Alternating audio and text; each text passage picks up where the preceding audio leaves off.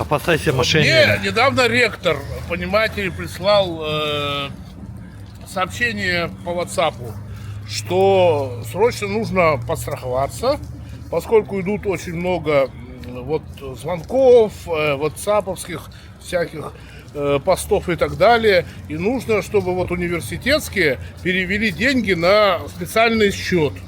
В смысле?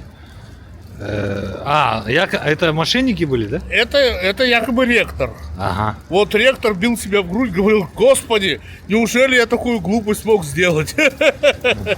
А вообще, как отношение, вот надо с этим бороться?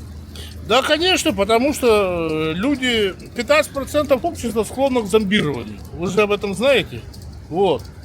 Если вот я вам сейчас скажу, пойдите и положите на мой счет 20 тысяч рублей, вы же не пойдете, а какая-нибудь бабулька пойдет. Потому что я очень убедителен. Всего доброго. Всего доброго. Когда люди пытаются связаться со своими родными и близкими, мошенники не отвечают на их звонки. То есть в тот момент вам не удастся связаться с кем-либо из знакомых. Вы об этом узнаете только потом, как осуществите перевод денежных средств.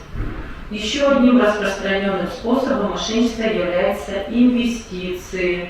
Инвестирование, дополнительный заработок, приобретение криптовалюты, различные торговые площадки. Вы должны людям объяснить, что они не должны поддаваться сарафанному радио, как у нас в Якутске это принято, то, что один друг друга, там, родственники, знакомые, друг друга тянут в различные финансовые аферы. То есть вступи, переведи, там, на различных торговых площадках, быстрый доход, доходность хорошую также обещает. Это вы все должны объяснить жителям.